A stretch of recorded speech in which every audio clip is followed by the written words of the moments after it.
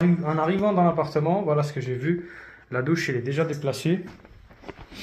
PVC, il est cassé dans ce secteur-là. Le siphon, il est complètement débranché. Énormément d'eau sous la douche.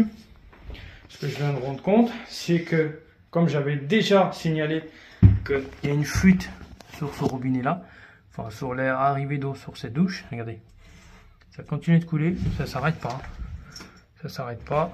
Et là, vous regardez. Là, j'ai de l'eau qui coule. Regardez. Vous voyez. Là. Et là, je mets le doigt là. Et on va clairement. Et là, ça continue de couler. Parce que les vannes d'arrêt, ils sont pas fermés. Donc, il y a toujours de la pression.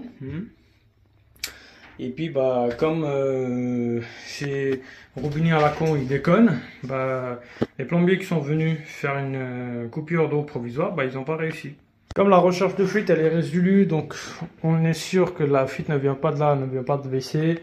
La fuite, elle vient sur les arrivées d'eau dans cette petite cabine de merde. Donc ici, l'eau ne ferme pas, ça continue de couler une petite quantité d'eau. Les anciens plombiers qui sont venus, ils ont débranché la siphon comme des cons.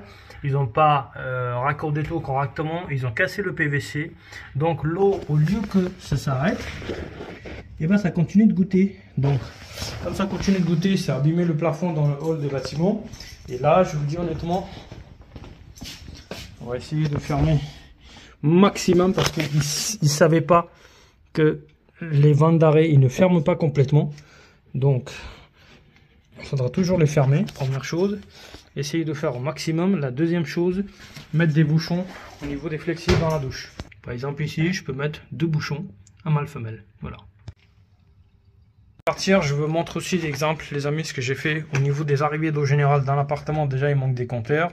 On a condamné les arrivées générales. Voilà. Après les réducteurs de pression, comme il n'y a pas de compteur, si on vient faire effectuer remplacement des compteurs ou quelque chose, enfin, on peut virer des anciens réducteurs, rajouter des nouveaux avec des compteurs. Là, on sera obligé de peut-être virer tous ces vieux réducteurs de pression parce que chaque fois qu'on fait des coupures d'eau, les gens ils ont des problèmes de pression.